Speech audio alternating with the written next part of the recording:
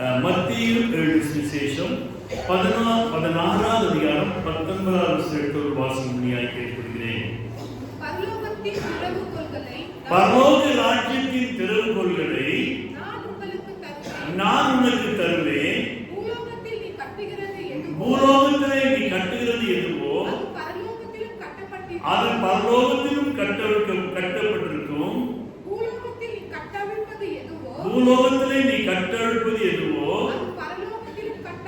அது பரலோகத்திலும் கட்டவிழ்க்கப்பட்டிருக்கும் என்றார். அல்லேலூயா. இந்த நாளிலே 3 விதமான திறவுகோல்கள், 3 kinds of keys, 3 விதமான திறவுகோல்களை குறித்து நாம் தியானிக்க போகிறோம். இந்த திறவுகோல்களை நான் உனக்கு தருவேன் என்று ஆண்டவர் சொல்லுகின்றார். அல்லேலூயா. ஆண்டவர் சொல்றாரு, பக்கத்துல இருக்கிற பாசுங்க, நான் உனக்கு தருவேன். பக்கத்துல நான் உனக்கு தருவேன். இதுதான் ஆண்டவர் தருகிற ஒரு காரியம். நமக்குலாம் எப்படிங்க, வாங்கிட்டே இருக்கணும், நான் கொடுக்க மாட்டேன். ஆனா ஆண்டவருடைய கான்செப்ட் கொடுக்க வேண்டும், நான் உனக்கு தருவேன் என்று சொல்லுகின்றார். 3 விதமான திறவுகோல்களை குறித்து இன்றைக்கு நாம் சிந்திக்க போகிறோம். முதலாவது திறவுகோல், பரலோக ராஜ்யத்தை உனக்கு தருவேன். பரலோக ராஜ்யத்திலே நீ எவைகளை நீ கட்ட வேண்டுமோ அது பூலோகத்திலே நீ கட்டுவாய் என்றால் அது பரலோகத்திலே கட்டப்பட்டிருக்கும். அந்த கட்டின காரியங்களை திறக்கும்படியான திறவுகோலை உனக்கு தருவேன் என்று முதலாவது காரியத்தை சிந்திக்க போகிறோம். இரண்டாவது காரியம், உன் வீட்டு திறவுகோலை நான் உனக்கு தரப்போகிறேன், ஆனால் நீ அதை உன் தோளின் மீது சுமக்க வேண்டும். எனவே இரண்டாவது காரியம், உன்னுடைய வீடு அதற்கான திறவுகோல், ஆனால் நீயோ அதை சுமக்க வேண்டியவள், சுமக்க வேண்டியவன். மூன்றாவது, தேவனுடைய திறவுகோல். இந்த தேவனுடைய திறவுகோலானது தேவன் வெளியே இருந்து பூட்டி விடுவார், நீ உள்ளே இருக்கிறப்பாய். அல்லேலூயா. இந்த 3 காரியங்களை நாம் இன்றைக்கு சிந்திக்க போகிறோம். இந்த திறவுகோல்களை, இந்த பரலோக ராஜ்யத்தினுடைய திறவுகோல்களை தேவன் ஆதி திருச்சபையிலே நாம் பார்க்கின்ற பொழுது பேதுருவிடம் கொடுத்தார், சீஷரிடம் கொடுத்தார், இன்றைக்கு சபையிடம் கொடுத்திருக்கிறார், ஊழியம் செய்கிற ஊழியக்காரர்களுக்கு கொடுத்திருக்கிறார். புதிய ஏற்பாட்டிலே, பழைய ஏற்பாட்டுக்குள்ளாக பார்க்கின்ற பொழுதிலே இந்த இப்படிப்பட்ட திறவுகோல்களை ஆதாம் முதற்கொண்டு ஏனோக்கு, மோசே, யோசுவா என்று ஒவ்வொரு தலைவர்களிடத்திலும் தேவன் இந்த திறவுகோலை கொடுத்திருக்கிறார் என்பதை குறித்து நாம் தியானிக்கலாம். இந்த திறவுகோலை குறித்து நாம் சிந்திக்கின்ற வழியிலே பூலோகத்திலே உனக்குள்ளாக இருக்கிற ஒரு திறவுகோலானது பரலோகத்தை திறக்கக்கூடியதான். அந்த திறவுகோல் நம்மிடத்திலே காணப்படுகிறது. என்ன திறவுகோல் சொல்ல முடியுமா? நீங்க இங்க அந்த திறவுகோலை பயன்படுத்தீர்கள் என்றால் பரலோகத்திலும் அந்த திறவுகோல் திறக்கப்படும். ஜெபம், வெரி குட். வேற என்ன திறவுகோல்? துதித்தல், வெரி குட், சூப்பர். ஜெபம், துதித்தல் இவையெல்லாம் இணைந்து வருகிறது. வார்த்தை, வெரி குட், திறவுகோல், கிட்ட வந்து விட்டீர்கள். விசுவாசம், வெரி குட், சூப்பர். அப்புறம் சொல்லுங்க,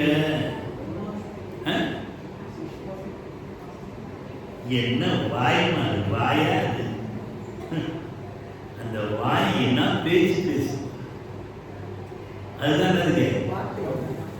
வாய் என்று திறவு, நாக்கு என்று திறவு, வார்த்தை என்கிற திறவுகோல்.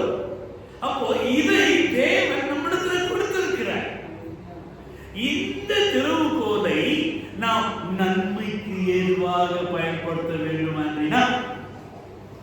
எப்படி நன்மைக்கு ஏதுவாக பயன்படுத்த வேண்டும், அதைத்தான் கர்த்தர் நமக்கு கற்றுக் கொடுக்கின்றார். எனவே திறவுகோல்களை என் வாயின் வார்த்தை எல்லாம் விலகாயம் இல்லையோ நம்ம ஸ்டைலே வாயின் வார்த்தை எல்லாம் பிறரை காயப்படுத்த வேண்டும். இதான பிரசங்கியாரு ஊழியக்காரரை வச்சு வாக்கு வாக்கு வாக்கு வாக்கு வாங்குவார். இதை கேட்டவொன்னா விசுவாசிகள் செய்வாங்க. அவங்க வீட்டில் போயிட்டு வாக்கு வாக்கு வாக்கு வாக்கு டீம் போட்டுவாங்க. இவர் ஒரு டீம் போடுவாரு, அவர் ஒரு டீம் போடுவாரு, அவர் ஒரு டீம் போடுவாரு. போட்டு பத்தியா நீங்க ஐயா எப்படி பேச பத்தியா திறவுகோல், வார்த்தை என்கிற திறவுகோல். ஆனால் நாம் அவைகளை கற்றுக்கொள்ள வேண்டியது என்ன? என்னுடைய வாயின் வார்த்தையெல்லாம் பிறர் காயமாற்ற வேண்டும். உன்னிலே கொடுத்திருக்கிற அந்த திறவுகோலை கொண்டு மற்றவருடைய காயங்களை ஆற்ற வேண்டுமானால் முதலாவது உன் காயத்தை ஆற்றணும். உனக்குள்ளாக விசுவாசம், நம்பிக்கை என்கிற வார்த்தை என்கிற திறவுகோலால் உன்னை நீ உருவாக்க வேண்டும். ஐயோ எனக்கு குளிர் இருக்குது, நான் போய் காருக்குள்ள பாட்டிக்கிறேன், எனக்கு மயக்கமா இருக்குது, நான் பின்னால போய் உட்காந்துக்கிறேன். இதுல யார் சொல்றதுங்க? இந்த ஆத்மாவும் இந்த சரீரமும் டிஸ்கஷன் பண்ணுது. ஆத்மா சரீரம் வந்து சிக்காயிடுது. ஆத்மா சொல்லுது வா நம்ம அங்க போய் உட்காரலாம், இங்க போய் உட்காரலாம். ஆனா ஆவியானவர் சொல்ல கையில நீங்க வந்து நில்லு, நான் பயன்படுத்துறேன். ஆவியானவர் பயன்படுத்துவார். ஆவியானவர் உனக்குள்ளாக இருக்கிறார். அவர் உன்னுடைய விலகினத்தில் என்பதை பரிபூர்ணமாக விளங்கும். எனவே திறவுகோலை நாம் நன்மைக்கு ஏதுவாக எந்த பலவீனம் இருந்தாலும் சரி, எந்த சுகவீனம் இருந்தாலும் சரி, எந்த குறைவு, எந்த பிரச்சனை இருந்தாலும் அதுக்கு ஒரே ஒரு சொல்யூஷன் கர்த்தருடைய வார்த்தை. அதை கேட்கணும். நீ கர்த்தருடைய வார்த்தையை கேட்க கேட்க கேட்க உடைய பிரச்சனைகள் எல்லாம் அது ஒரு திறவுகோலாய் மாறிடும். அதை இந்த வார்த்தையுடைய வல்லமை உண்டு. உண்டு ஒரு அழகான திறவுகோலை கொடுத்திருக்கிறார். எந்த பிரச்சனை வந்தாலும் சரி, எந்த சூழ்நிலை வந்தாலும் சரி, உடனே கர்த்தருடைய வார்த்தையில போட்டு கேளுங்க. ரெண்டாவது சொல்லுங்க மற்றவர்களுக்கு. எப்ப பார்த்தாலும் இந்த ஜெபம் பண்ணு, ஜெபம் பண்ணு, ஜெபம் பண்ணு, பைபிள் வாசி, கோயிலுக்கு நேரம் வா, வெளியில நிக்காத, உள்ளவா, அடிக்க அடிக்க அப்படியா பார்த்தீங்களா? அடிக்கடிக்க அம்மியம் நல்லது. அப்படிதான் நல்லது உள்ள வந்துருச்சு நம்பிக்கை. அல்லேலூயா. தேவன் செய்கிற காரியங்கள் கொஞ்சம் கஷ்டமா தான் இருக்கும். என்ன செஞ்சு கொஞ்சம் கஷ்டமா தான் இருக்கும். நாங்களும் அப்படி இப்படி வளர்ந்தாங்க, அடி வாங்கித்தான் வளர்ந்தோம். ஆல்டர்ல கொஞ்சம் தப்பு பண்ணா போய் பின்னால் இருக்கிற ஐந்து இப்படி காலை எட்டி உதைப்பான். உருவாக்கப்படுகிறோம் மற்றவர்களை உருவாக்கும்படியாக. எனவே உள்ளத்திலே ஒரு அழகான திறவுகோலை கொடுத்திருக்கிறார். அது என்ன திறவுகோல்? வார்த்தை, வாய், நாவு என்கிற அழகான திறவுகோல். இதை கொண்டு நாம் நம்முடைய கட்டுகளை முதலாக அழுக்கணும். யார் சொன்னோம்? இளங்கா உனக்கு அறிவு இல்லை, உனக்கு தேவையாது, இந்த பிரச்சனை எல்லாம் நீ போயிட்டு அவங்க தான் பேசிட்டு வராங்க, நீ வாய முடியும் சும்மா இருக்கிற, நீ பேசுறது தான் எனக்கு பிரச்சனை பெருசாயிடுச்சு. கடைசியில் எல்லாம் சேர்ந்து தானே காட்டி போறாங்க. தேவையா? யார்கிட்ட பேசணும்? இந்த ஆத்மாவை சொல்லணும். நீங்க உன் திறவுகோல் அப்படி திறக்கணும். அதை விட்டு அவன் அப்படி பேசுறாங்களா, சரி சரி சரி நான் பார்த்துக்கலாம், விடக்கூடாது, இதுக்கு 4 பேர். இதுதான் நல்ல திறவுகோல் இல்லைங்க. அசுத்தமான தேவனுக்கு பிரியமில்லாத திறவுகோல். உன் வாயின் வார்த்தைகள் எல்லாம் பிறர் காயங்களை, முதலாவது என்னுடைய காயத்தை, என்னுடைய கட்டுகளை அது அது அவிழ்க்க வேண்டும். தேவனுடைய பிள்ளைகளே, வேதத்தில் நாம் பார்க்கின்ற வகையிலே இந்த கட்டுகளை அவிழ்க்கும்படியாக லீதியாளை குறித்து நீங்கள் அப்போஸ்தலர்களில் வாசிக்கின்ற வகையிலே லீதியாள் அவள் ஒரு வியாபாரியாக இருந்தார். வியாபாரம் செய்து கொண்ட லீதியாள் பக்கத்தில் இருக்கிற தேவனுடைய மனுஷன் அங்கு கர்த்தருடைய வார்த்தைகளை அந்த ஆற்றங்கரை ஓரத்தில் கர்த்தருடைய வார்த்தைகளை சொல்லிக் கொண்டிருக்கிற வகையிலே அவள் கேட்டுக்கொண்டு அந்த படகிலே வலைகளை அரசி கொண்டிருந்த கேட்டு அந்த படகிலே ஏறி அவர் பிரசங்கித்தார். அவர்கள் கேட்டுக் கொண்டிருந்தார்கள். பிரச்சனையிலே, நஷ்டத்திலே, இரவெல்லாம் கஷ்டப்பட்டு ஒன்றும் கிடைக்கல. அந்த வலைகளை அரசி கொண்டிருந்தவர்கள் கேட்டுக் கொண்டிருக்கும்படியான நல்ல சுவிசேஷ வார்த்தைகளை என் ஆண்டவராய் இயேசு பேசினார். அங்கு பவுலும் பேசினார். லீதியாருடைய உள்ளம் திறக்கப்பட்டது, பேருடைய உள்ளம் திறக்கப்பட்டது. ஆனாலும் ஐயரே, உம்முடைய வார்த்தையின்படி ஆமா வலையை போடுகிறேன்.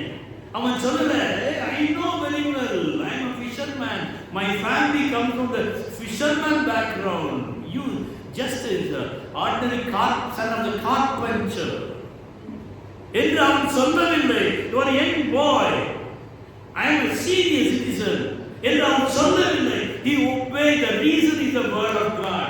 கர்த்தருடைய வார்த்தையை பிரசங்கிக்கின்ற வேளையிலே அந்த வார்த்தை அந்த உடைக்கப்பட்ட இருதயத்தை, அந்த சோர்ந்து போன இருதயத்தை, அந்த வியாபாரத்தில் குறைவுபட்ட இருதயத்தை திறந்தது. உன்னுடைய இருதயங்களை நீ மற்ற இருதயங்களை திறக்க வேண்டியவள், திறக்க வேண்டியவன் என்னுடைய பிள்ளையே. அதற்காகத்தான் கர்த்தர் உன்னையும் என்னையும் அவர் தெரிந்தெடுத்திருக்கின்றார். அதை நீங்கள் மறந்து போக வேண்டும். உடைய வாயின் வார்த்தைகள் மற்ற இருதயங்களை பூட்டக்கூடாது, மற்றவர்களை பூட்டக்கூடாது. அதை திறக்கக்கூடியதாக இருக்க வேண்டும். உடைக்கப்பட்டதை, அழிந்து போனதை, பாழாய் போனதை, சுட்டரிக்கப்பட்டதை, தகர்த்து போட்டதை நெகேமியாவுடைய வார்த்தைகள் அன்றைக்கு தேவனுடைய அந்த அலங்கத்தை, தேவனுடைய ஆலயத்தை, தேவனுடைய பிரகாரங்களை அது மறுபடியுமாக கட்ட அவன் ஒரு கூட்டத்தை எழுப்பினான் என்று சொல்லி நெகேமியாவின் புத்தகத்தில் வாசிக்கிறோம். எஸ்ராவை குறித்து பார்க்கின்றவர்களே, அவனும் அலங்கத்தை கட்டினான். உடைக்கப்பட்டது, சுட்டரிக்கப்பட்டது. தேவன் நம்மை எதற்காக தெரிந்து கொண்டிருக்கிறார் என்றால், உடைக்கப்பட்ட, சுட்டரிக்கப்பட்ட, சோர்ந்து போன அநேக ஆத்துமாக்கள் உண்டு. அவர்கள் மத்தியில் நீ கடந்து போக வேண்டும். அவருடைய பிரச்சனைகளை நீ ஆராய்ந்து அவர்களிடத்தில் நீ பேசுகின்ற வகையில் அவருடைய இருதயங்கள் திறக்கப்படும். என்னுடைய பிள்ளையே, புதிய ஏற்பாட்டுக்குள்ளாக ஸ்தேவானை பாருங்கள். அவனை கல்லறிந்து கொள்ளுகின்ற வகையிலும் கூட அவன் என்ன செய்கின்றான்? அவன் வானம் திறக்கப்பட்டிருக்கிறதை, is communication with the Lord.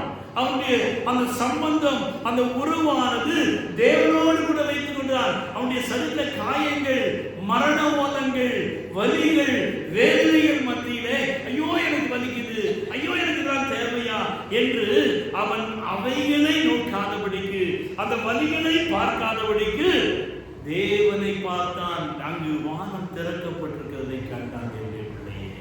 நம்முடைய வாழ்க்கையிலும் கூட அங்கு பேதுருவை போல, லீதியாவை போல, பவுலை போல நம்முடைய வாழ்க்கை திறக்கப்பட வேண்டுமானால் வார்த்தைகளை கேட்க வேண்டும். அதுக்குதான் உள்ள வாங்க, உள்ள வாங்க, உள்ள வாங்கன்னு சொல்றோம். நீங்க ஜெபம் பண்ணுங்க. ஐயா சொன்ன மாதிரி இந்த காலத்து பசங்க கூட செய்ய முடியாதுங்க. அழுது ஜெபம் பண்ணுங்க. எங்க அம்மாவுடைய அழுகையும் ஜெபம். ராத்திரியில் எழுந்திரிச்சு வீட்டுக்குள்ள வரும் 12 மணிக்கு 12 மணிக்கு சத்தம் கேட்கணும். என் தாயுடைய கண்ணீரான ஜெபம் என்னை மாற்று. உங்களுடைய ஜெபம் தான் மாற்றுவது. என்னுடைய பிள்ளைகளே, பவுலும் சீலாவும் அப்போஸ்தலர்கள் என்ன செஞ்சார்கள்? சிறைச்சாலையிலே நடுராத்திரியில் தேவனை துதித்து பாடினார்கள். துதித்து பாடுகின்ற வேளையிலே கட்டுகள் அவிழ்ந்தன என்று பார்க்கிறோம். அப்ப தேவனுடைய பிள்ளைகளே, பிரச்சனைகள் வருகின்ற வேளையிலே முதலாவது செய்திகளை கேட்க வேண்டும். யாராவது செய்தியை போட்டு போட்டு போட்டு கேளுங்க. இரண்டாவது என்ன செய்யணுமா? துதித்து பாடிட பாத்திரமே துங்கவரின் சுவிநாமமதே, துதிகளின் மத்தியில் வாசம் செய்யும் தூயனை நேயமாய் ஸ்தோத்தரிப்போமே.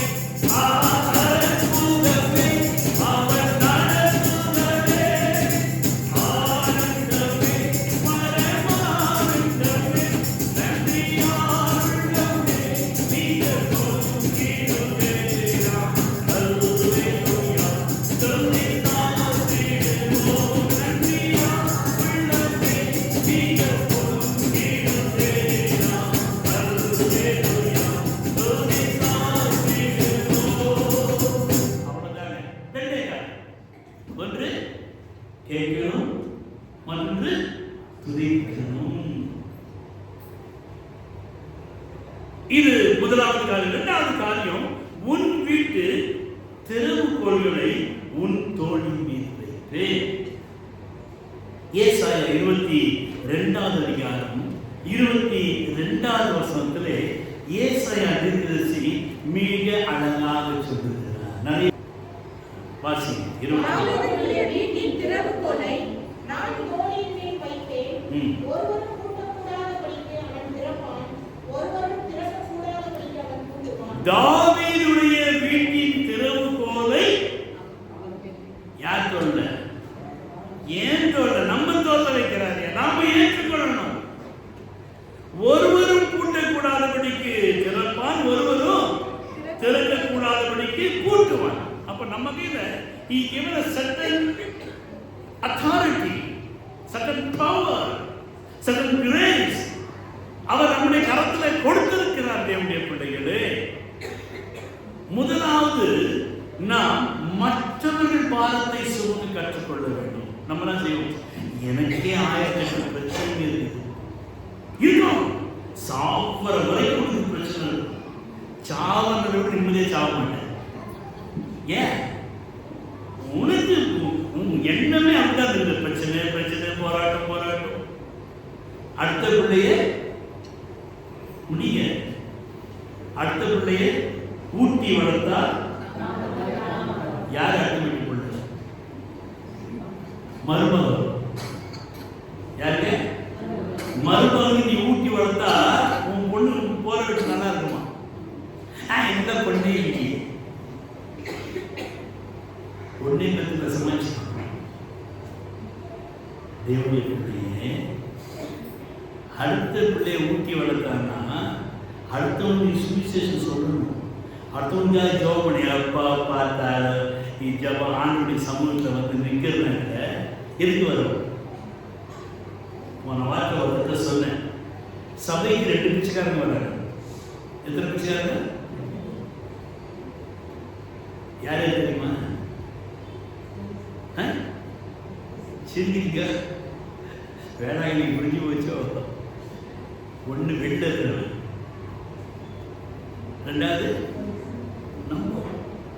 இந்த நேரம் ஆண்டவரே ஆண்டவரே ஆண்டவரே நம்ம கோச் போட்டு வச்சுக்காரு. அவன் வெளியில இருந்து நம்மகிட்ட ஏதாவது கிடைக்குமான்னு பார்க்கலாம். தேவனுடைய பிள்ளையை தேவனுடைய சமூகத்தில் வருவதற்கு காரணம் பிச்சை எடுக்கிறது, கேட்கறதுக்கு இல்லை, மற்றவர்களுக்காக கேட்கும்படியாக, மற்றவர்களுக்கு கொடுக்கும்படியாக, மற்றவர்களுக்காக நீ ஜெபித்துப்பார், கேட்டுப்பார், அழுதுப்பார், உபவாசம் எடுத்துப்பார்.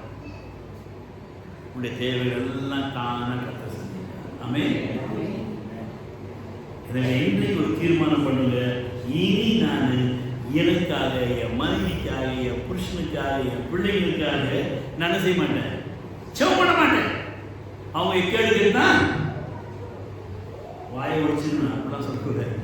நிறைய பேர் சொன்னாங்க கேட்டு நம்ம பிள்ளைங்க நல்லா இருக்காங்க. ஆமென். ஆனா அதுக்கு ஒரு கண்டிஷன், நீ மற்ற பிள்ளைகளை ஜெபம் பண்ணணும். தேவனுடைய பிள்ளைகளே, நாங்கள் ஒரு குடும்பங்க. நாங்கள் அடிச்சுப்போம், குடிச்சிப்போம், கட்டிப்போம், எல்லாம் செய்திருக்கிறோம். எனக்கு என்ன ஒண்ணுங்க, கிறிஸ்துவனுடைய அன்பு. அந்த அன்பிலே தான் நாம் வளர வேண்டும். எனவே மற்றவருடைய பாரத்தை இரண்டாவது நீ தோள் மேலே சுமக்க வேண்டும். 1 சாமுவேல் புத்தகம் 22வது அதிகாரம் 1-2 வசனங்கள். 1 Samuel chapter 22 verse number 1 and 2.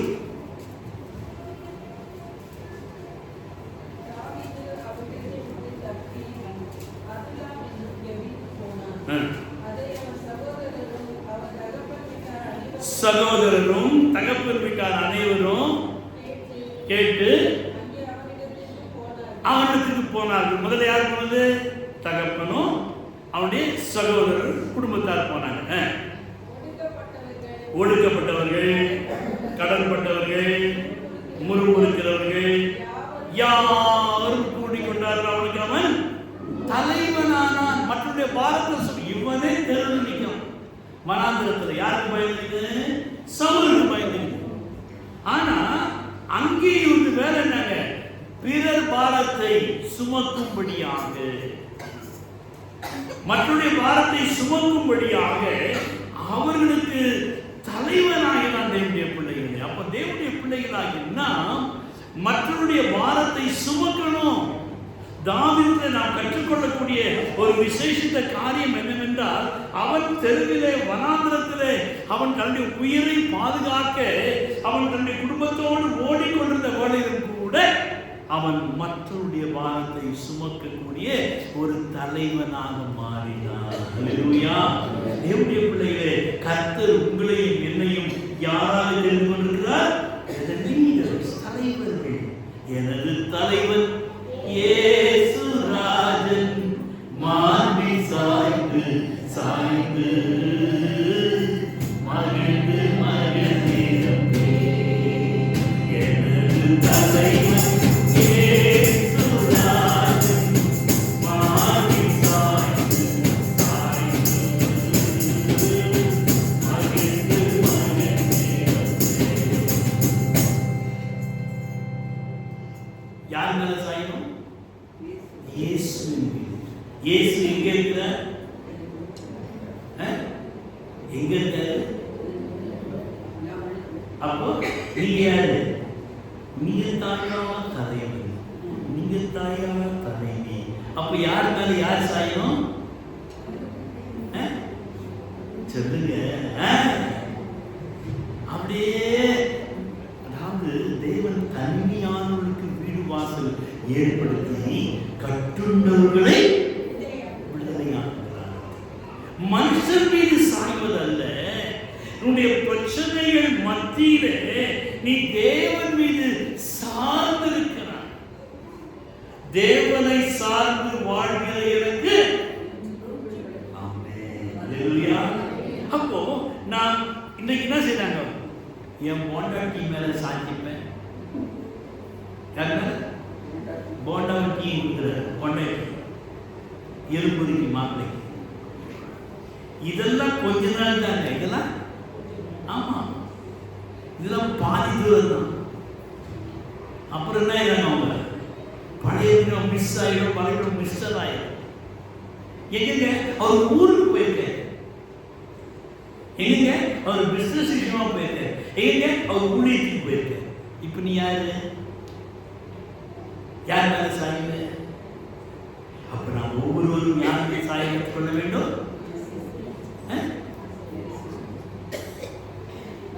புரியல. உங்க மேல நீங்க சாய்ந்து கொள்ளணும். ஏன்னா உங்களை யாரும் தெரிஞ்சுக்கொள்ள தலைவரா? யாராவது தலைவரா? அப்போ தலைவனாகிய நான் எப்பொழுதுமே மற்றவர்களை இப்ப என்ன செய்யற பாருங்க. இப்போ ஸ்வீட்டையா இருக்கு, என்ன செய்யறேன்? என் மணி மேல இப்படி சாங்கி தான் செய்யறேன். அதுதான் நல்லா தெரிந்து கொள்ளுங்க. நான் யார் நல்லா சாயணும். அப்ப நீ யாரு இல்லை? தலைவன். தலைவராக நாம் மற்றவர்களை சுமக்க வேண்டும். அதுல ஒரு பெரிய ஒரு சந்தோஷம். என்றால் இயேசு சுமந்து கொண்டாரே, நான் சுமக்க தேவையில்லை. இயேசு சுமந்து கொண்டாரே, நான் சுமக்க தேவையில்லை. பாடியிலேயே ஓட்டி போயிருந்தேன். எப்பொழுது நான் தலைவனாக தலைவியாக இதற்காக மற்றவருடைய பாரங்களை சுமக்கும்படி இந்த தாவீது அவன் தனக்காக பெரிய அரண்மனையை மாளிகையை கட்டினான்.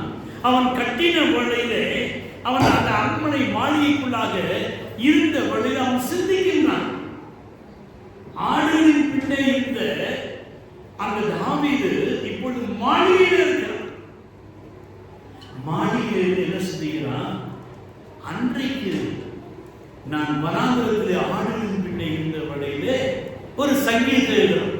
84 சங்கீதம் 10ஆம் வசனத்தை தான் வாசிக்கிறோம். உமது ஆலய பிரகாரங்களிலே உமது உமது வாசல் அண்டையிலே காத்திருப்பதையே நான் விரும்புகிறேன். ஏனென்றால் என்னுடைய வீடு ஆகாமிய கூடாரம். ஆகாமிய கூடாரத்திலே வாசமாய் இருப்பதை பார்க்கிலும் தேவனுடைய ஆலயத்தினுடைய வாசற்படியிலே காத்திருப்பதே. எங்கிருந்து பாடுறான்? வனாந்திரத்திலே இருந்து பாடுறான். இப்ப இங்க வந்துட்டான், அரண்மனைக்குள்ளாக வந்துட்டான். இப்ப ஆவியானவர் உணர்த்துகிறார், அன்னைக்கு வனாந்திரத்துல ஆடு பின்னால ஆடம் மேய்ச்சிக்கிட்டு இருந்தப்போ என்னுடைய ஆலயத்தை குறித்து உனக்கு இவ்வளோ சிந்தனை வந்துச்சு.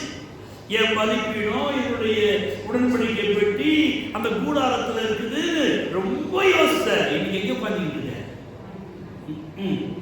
இன்னைக்கு எல்லாரும் ஆண்டவர் உயர்த்தி வச்சிருக்க. உயர்த்துற பின்னாதான் செய்யறான். பாகணும் யார வந்துடும். நான் ஒரு பாட்டு கம்போஸ் பண்ணேன்.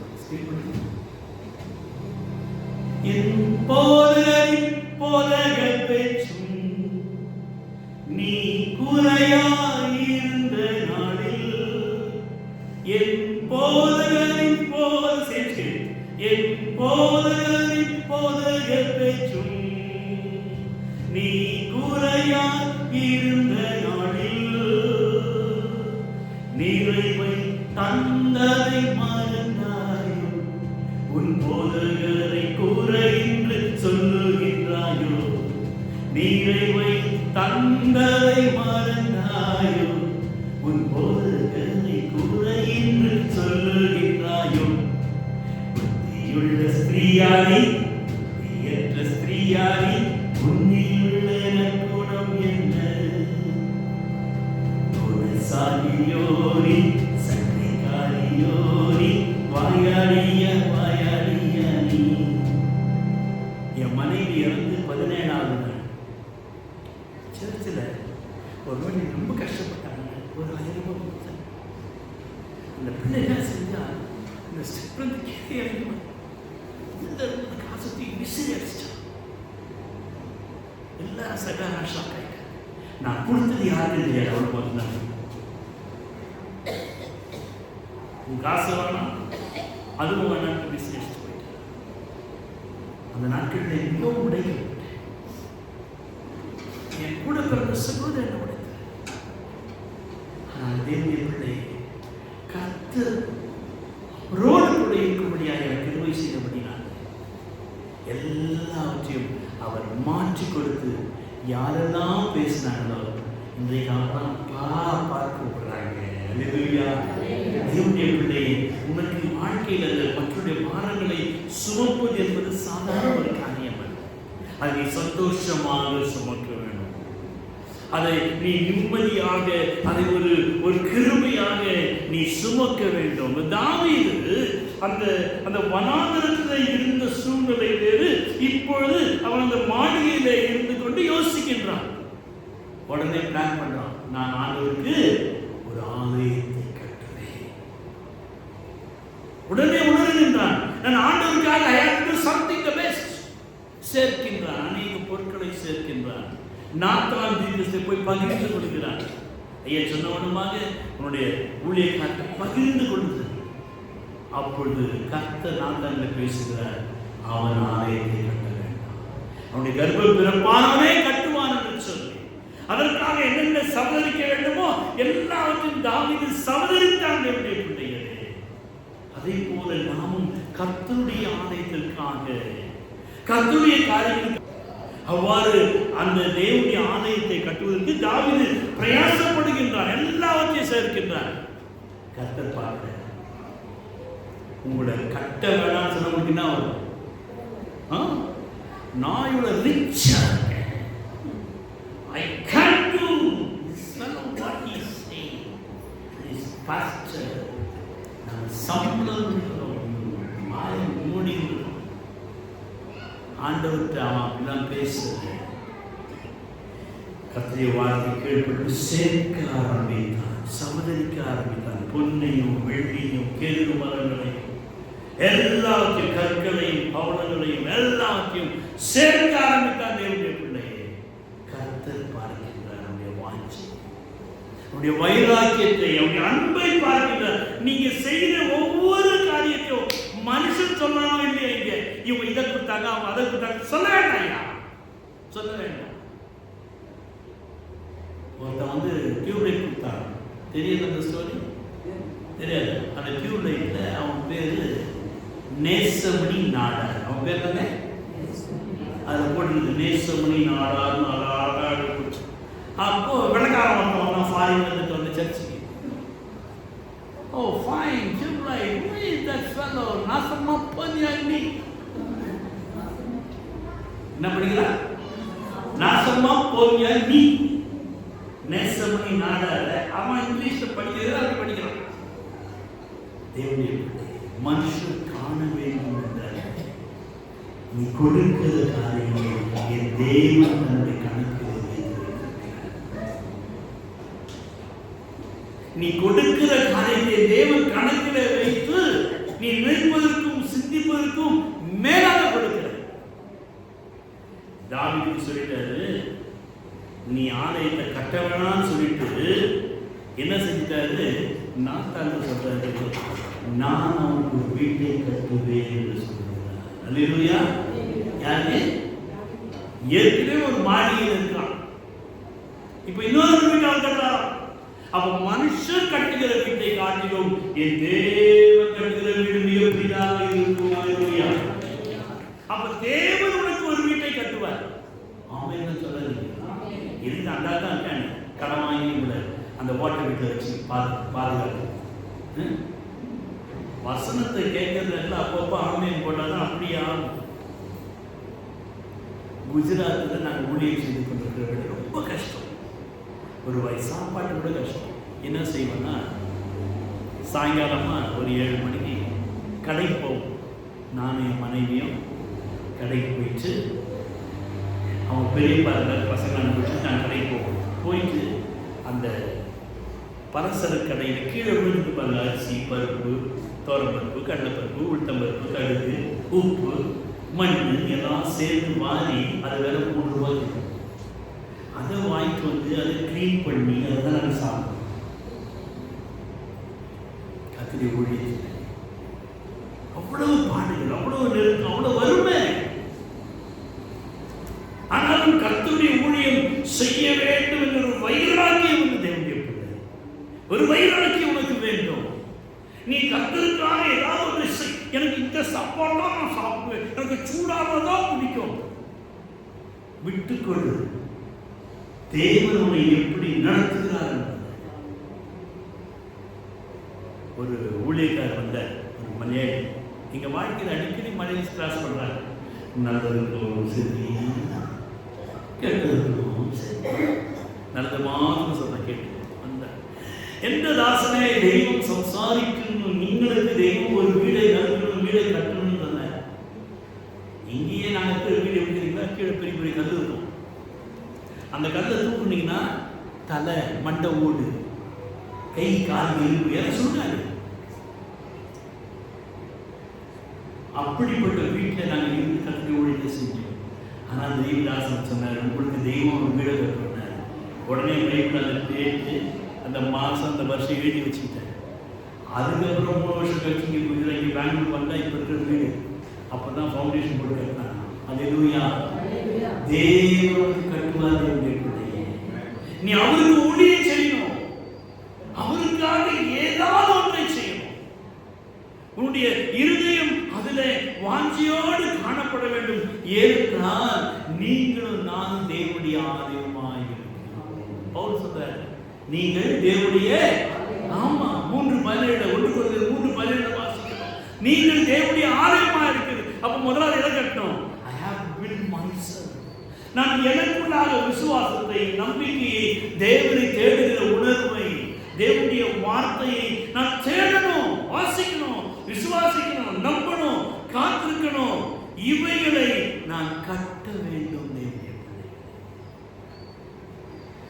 சாலமோன் தேவனுடைய ஆலயத்தை கட்டினான், தாவீது சேர்த்து வைத்தான். தாவீதுக்கு தேவன் வீட்டை கட்டினார். இன்றைக்கு நீயும் தேவனுடைய ஆலயத்திற்காக நீ கொடுத்து பார், கட்டிப்பார்.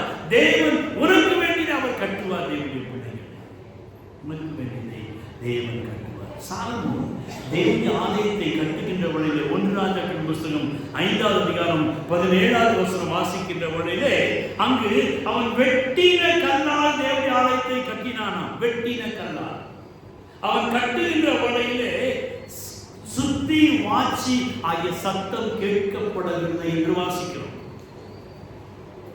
ஏற்கனவே ஆயத்தம் பண்றான். அது போல நீங்க என்ன செய்யணும்னா, நீங்க ஊழியம் செய்கின்ற வேண்டிய ஒரு குடும்பத்தை நீங்கள் சந்தித்து அந்த குடும்பத்துக்கு சுவிசேஷம் சொல்லி அவர்களை சரியாக உருவாக்கி அதன் பின்பதாக சபைக்குள்ள கொண்டு வரணும். வெட்டின கல்லால் ஆயத்தப்படுத்தப்பட்ட கல் ஏனோ தானோ என்று சொல்லி அவன் கொண்டு வரவில்லை. கர்த்தருடைய வாழ்க்கையை திறக்க வேண்டுமானால் you have to do the best thing for the Lord. அவருடைய ஊழியத்துக்காக நீ செய்யணும். அதே 1 ராஜாக்கள் 6ஆம் அதிகாரம் 7ஆம் வசனம் வாசிக்கிறோம். பணி தீர்ந்து கொண்டு வரப்பட்ட கல் என்று வாசிக்கிறோம். He finished the work. அப்போ ஒரு ஆத்துமாவை நீ சுவிசேஷம் சொல்லி அவரை முழுமையான கிறிஸ்துவுக்குள்ளாக வழி நடத்தி நீ கொண்டு வர வேண்டும். ஞானத்தால் பணி தீர்ந்து கொண்டு வரப்பட்ட கல். அதே 1 ராஜாக்கள் 6ஆம் அதிகாரம் 18ஆம் வசனம் வாசிக்கிறவர்களே, பார்வைக்கு ஒரு கல்லும் காணப்படாமல் அவைகளை மூடினான். சபையானது கேது மரத்தினாலே மூடப்பட்டிருக்கிறது. வாக்கு தத்தங்களாலே, கடின உழைப்பினாலே, ஊழியத்தினாலே, தாழ்மையினாலே, அன்பினாலே, ஐக்கியத்தினாலே சபை கட்டப்பட வேண்டும். திறவுகோல் இவைகள் ஒவ்வொன்றும் திறவுகோலாக இருக்கிறது. அது உன்னை கொண்டுதான் கர்த்தர் செய்ய விரும்புகிறார் என்று பிள்ளைகளே. எனவே இப்படிப்பட்ட காரியங்களிலே நாம் என்ன செய்ய வேண்டும்? மற்றவர்களை நாம் ஆயத்தப்படுத்த வேண்டும். நீ மற்றவர்களை ஆயத்தப்படுத்துகின்றவர்களே கர்த்தர் உனக்கு வீட்டை கட்டுவார். கர்த்தர் உனக்கு வீட்டை கட்ட வேண்டுமானால் தேவனுடைய பிள்ளைகளே, உள்ளத்தில் தேவன் திறவுகோலை கொடுத்திருக்கிறார். கடைசியான தேவனுடைய திறவுகோல் நோவாவுடைய வாழ்க்கையிலே ஆதியாகமம் 7ஆம் அதிகாரம் 16ஆம் வசனத்திலே தேவன் நோவாவை உள்ளே விட்டு கதவை அடைத்தார். மழை நின்றது, தண்ணீர் வற்றி போனது. நோவா உள்ளே கதவை திறக்கின்றார். 1 கீ, மாஸ்டர் கீ. ஒன்று அவருக்கு இருக்கும், ஒன்று நோவாவுக்கு இருக்கு. பேங்க்ல போனீங்கன்னா லாக்கர் கொடுத்தவர் என்னதான் அது ஒரு கீயா இருக்குது. பிரேமானந்த ஒரு கீ, மேனேஜருக்கு ஒரு கீ. அந்த அம்மா பேங்க்ல வச்சுருக்கேன், அம்மாட்ட ஒரு கீ. நான் கஸ்டமர் தான், என்கிட்ட ஒரு கீ. சிஸ்டர் பிரைஸ்லாக இருக்க பாஸ்டர் உங்கள் கீ கொண்டாந்தீங்களா? கொண்டாங்க சிஸ்டர். சரி, உங்கள் கீயை கொண்டு போடுறா, என் கீயை போடுறேன், அப்போ தான் கரெக்டும். ஆமே, அது போதுதான். கர்த்தர் உனக்கு அநேக கதைகளை திறந்து தர அவர் ஆயத்தமாக இருக்கிறார். ஏனென்றால் அந்த பரலோகத்திலே many rooms are there. 121ஆம் சங்கீதம் வாசிக்கிறோம். எனக்கு ஒத்தாசை வரும் பர்வதங்களுக்கு மேலாக கண்களை ஏறுகிறேன். There is many rooms are there. அநேக அறைகள் உண்டு தேவனுடைய பிள்ளைகளே. அவைகள் ஒவ்வொன்றையும் நீ திறக்க வேண்டுமானால் ஒரே ஒரு சாவி. அது என்ன? உடைய வார்த்தை. உடைய வார்த்தை. அநேக வார்த்தைகள் கேட்கப்படுவது இல்லை. ஆனால் ஒரே ஒரு வார்த்தை மாத்திரம் கர்த்தர் கேட்கிறார். என்ன வார்த்தை சொல்லுப்பா? ஒரே ஒரு வார்த்தை தான் கர்த்தருக்கு ரொம்ப பிடிக்கும்.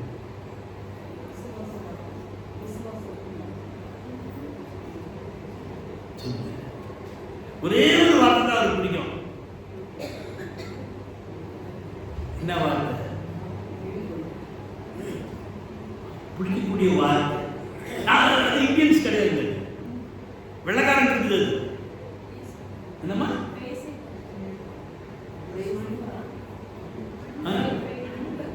praising, you are right. ஸ்தோத்திரம். நம்ம தேங்க்ஸே பண்றது இல்லை. நம்ம என்ன செய்யறது? யார்கிட்ட ஒரு பொருள் வாங்கினா தேங்க்ஸ் சொல்றது கிடையாது. அதே மாதிரி யாருக்காக மிஸ்டா அதெல்லாம் அவனுக்கு தான் உண்டு. ஏன்னா அவன் கிறிஸ்துவுக்குள்ள இருக்கிறான் பாருங்க. நமக்கு நன்றி உள்ள இருதயமே கிடையாது. பாட்டு மாத்திரம் பாடுவான், துதி எடுத்தா சாப்பிட ஓடுவான், முருகத்தா திரும்பி வருவான்.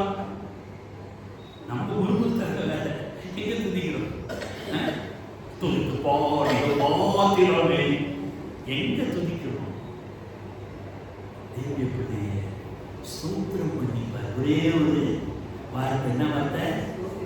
தோத்திரம் தோத்திரம் தோத்திரம் தோத்திரம். என்ன அது ஆத்திரத்தோடு ஓடி போகும். ஆமென் சொல்லாதீங்க. ஸ்தோத்திரம் பண்ணிப்பாரியா, எல்லாமே உண்டவன் சரி. எனவே நம்மகிட்ட ஒரே ஒரு கீ நகி தோத்திர கீ நகி பக்கத்துல வச்சு நகி தோத்திரம்னா எப்படி?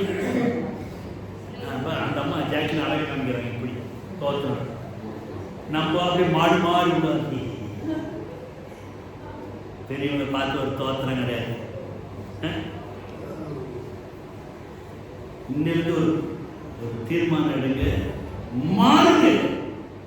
வெளியில போற நேரத்துலையும் சரி, உள்ள வர நேரத்துலையும் சரி, பெரியவங்களை பாருங்க, ஐயா தோத்துறியா, தோத்துறமா, சிஸ்டர் தோத்துறோம் சிஸ்டர், அக்கா தோத்துறங்க, அக்கா தோத்துறாங்க, அண்ணி தோத்துற அண்ணி, தோத்திரம் பண்ணுங்க, கை தூக்குங்க. தேவனை மகிமைப்படுத்துகிறோம். யாரை மகிமைப்படுத்துகிறோம்? இந்த ஒரே ஒரு கீயை பயன்படுத்துவோம். கர்த்தர் பெரிய காரியம் செய்வாராக. ஜெபம் செய்வோம்.